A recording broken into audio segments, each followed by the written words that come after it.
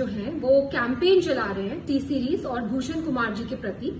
तो इस सिलसिले में मैं ये बोलना चाहती हूँ कि टी सीरीज ने आज तक हजारों कलाकारों को ब्रेक दिया है, जो कि आउटसाइडर्स हैं, जो इंडस्ट्री से नहीं जुड़े हुए।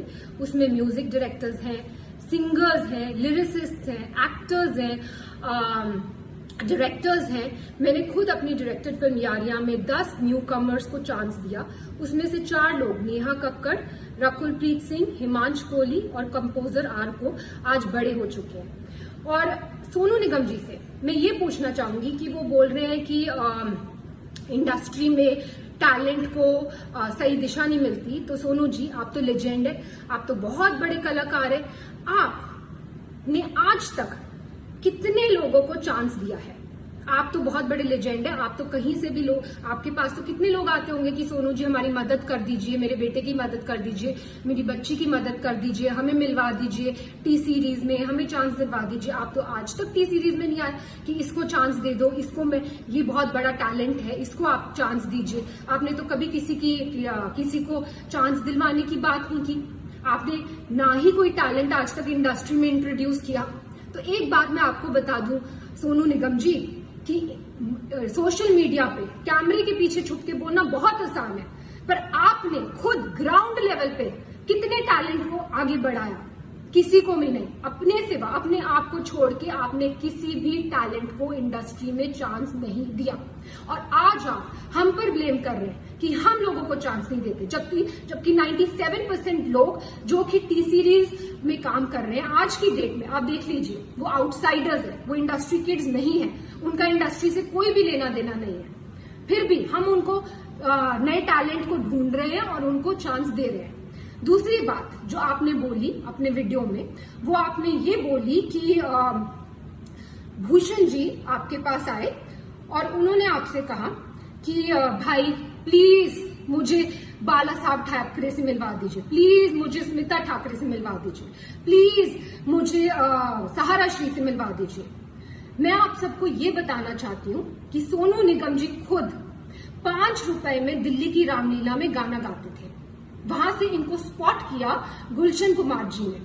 उन्होंने इनका टैलेंट पहचाना, इनको टिकट्स दी फ्लाइट की, इनको बॉम्बे बुलाया और इनसे कहा गया कि बेटा मैं तुझे बहुत बड़ा कलाकार बनाऊंगा। आप बताइए सोनू निगम जी, आपसे ये बात कही गई कि नहीं कही गई कि आपको बहुत बड़ा कलाकार बनाएंगे? कही गई। और गुलशन जी ने आपकी इतनी एल्बम्स की, इतनी फिल्म्स की, आपको इतना इतना इतना ऊंचे मुकाम पे पहुंचाया। पर आपने क्या किया ये मैं अभी बताती हूँ। उससे पहले मैं अपने कुक शेरू को बुलाना चाहूंगी। ये शेरू है और ये शेरू मैं तुमसे पूछना चाहती हूँ कि तुम कहाँ से हो?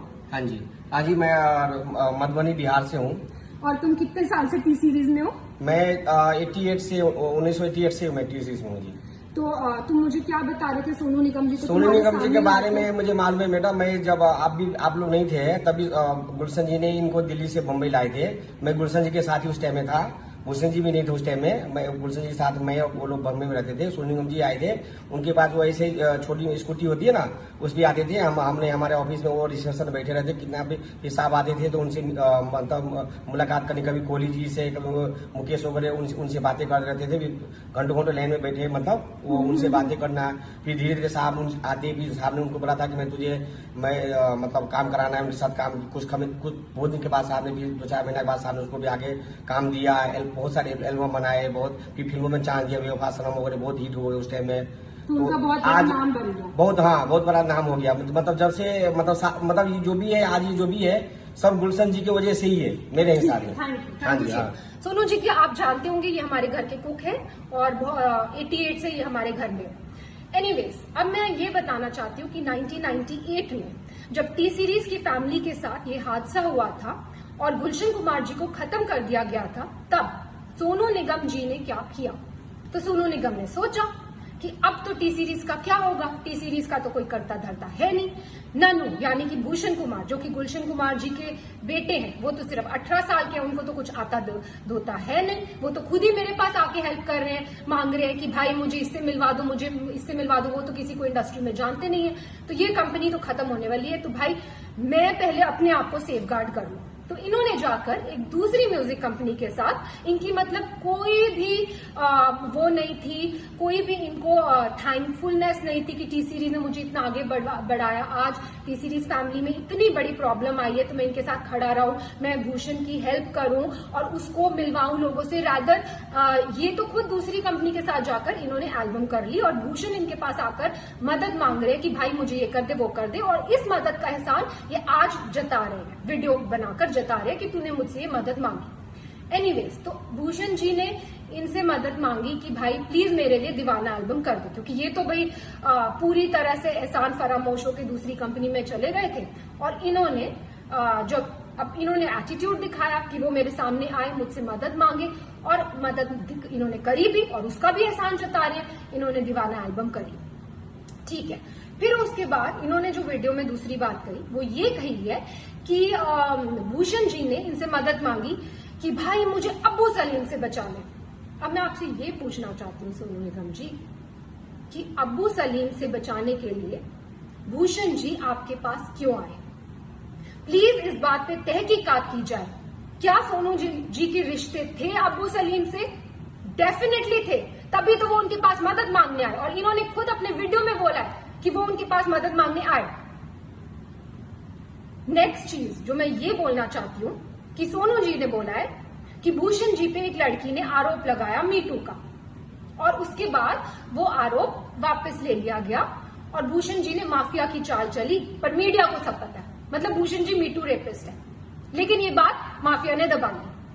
अब मैं आपको ये बताना चाहती हूँ सोनू जी कि मीटू एक बहुत ही अच्छी मूवमेंट थी जो स्टार्ट की गई इसलिए ताकि सोसाइटी में जो ऐसे लोग हैं, जो बुरे लोग हैं, उनका सफाया हो सके। पर इस मूवमेंट का बहुत सारे ऐसे लोगों ने फायदा उठाया, पैसे ऐंठने के लिए, ब्लैकमेल करने के लिए, किसी को किसी से वेंजेंस है तो किसी लड़की के कंधे पे बंदूक रख के चलाने के लिए, और ऐसे ही हमें बहुत सारी ब्लैकमेलिंग कॉल्स आई मीटू के टाइम पर। उस टाइम पर हमने सिर्फ पुलिस की सपोर्ट ली, पुलिस की हेल्प ली, और पुलिस ने तहकीकात की और पुलिस ने ये क्लियर कर दिया कि ये तो सीधा सीधा ब्लैकमेलिंग का केस है। और पुलिस ने हमने पूछा कि क्या आपको कुछ करना है, कुछ मानहानि का दावा करना है या कुछ करना है। हमने डिसाइड किया कि नहीं, हम मीडिया तक में भी ये बात आउट नहीं करेंगे कि क्या हुआ है हमारे साथ। क्यों? क्योंकि हम खुद किसी लड़की को डाउन क्यों करें, हम किसी लड़की को क्यों उसको इस तरह भरे बाजार में उसकी इज्जत उतारें। लेकिन उसका ऐसे बहुत सारे केसेस आए हमारे पास, और उसका फायदा आप जैसे लोग उठाते हैं। और कई लड़कियों ने एडमिट भी किया कि कई लोगों ने जो सच्चे दुश्मन है इंडस्ट्री में, उन्होंने वो पीछे थे इस मिली भगत के, लेकिन देखिए आप आज भी इसका फायदा उठा रहे। मैं पूछना चाहती हूँ सोनू निगम जी, क्या है मीटू मूवमेंट? मैं लगा दूं आप पे मीटू, तो मैं लगा दूं आप पे मीटू, बोल दूं आप मीटू रेपिस्ट है, हो जाएंगे आप मीटू रेपिस्ट। तो प्लीज सोच समझ के वीडियो बनाया कीजिए, क्योंकि आपने धमकाया वीडियो में कि आप उस लड़की का वीडियो आउट कर देंगे। बेशक कीजिए, पर नेक्स्ट टाइम कोई भी वीडियो आउट करना हो, याद रखिए प्रूफ के साथ कीजिए। बिना प्रूफ के मीटू मूवमेंट का कोई मतलब ही नहीं है।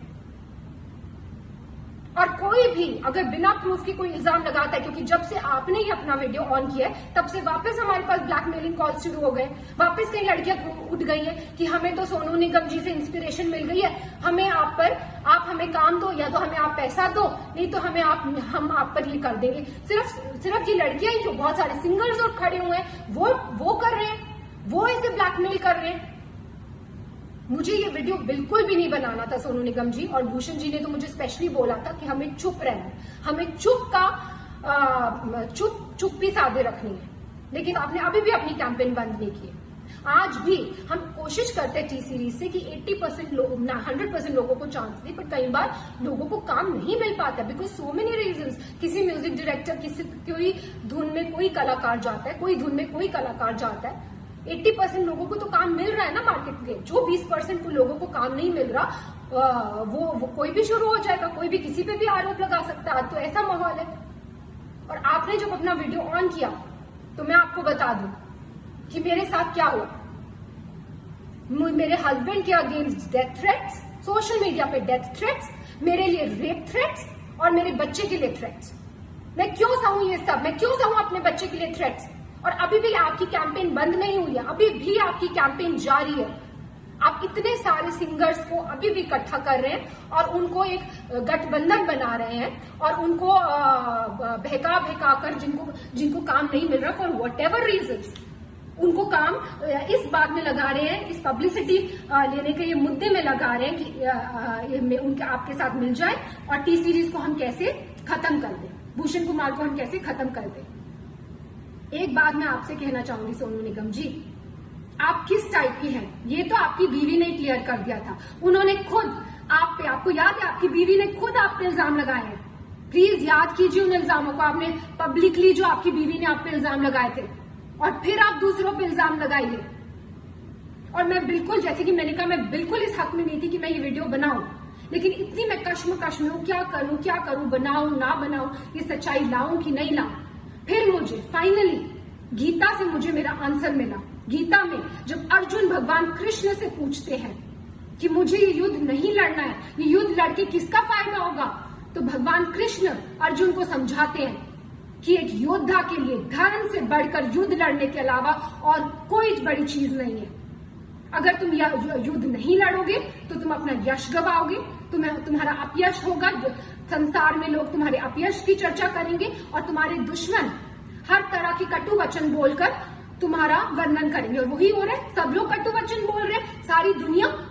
जैसे कि मैंने बोला, मुझे रेप थ्रेट्स आ रहे हैं। तो मैं ये कहना चाहूंगी कि जितने भी आप सिंगर्स को, म्यूजिक डायरेक्टर्स को, जिनके पास आज कोई काम नहीं है, उनको आप भड़का रहे हैं, उनको भड़काना बंद कीजिए, क्योंकि अदरवाइज रणभूमि ओपन है। किसी को भी पब्लिसिटी के लिए इस रणभूमि में आना है, युद्ध ऑन है।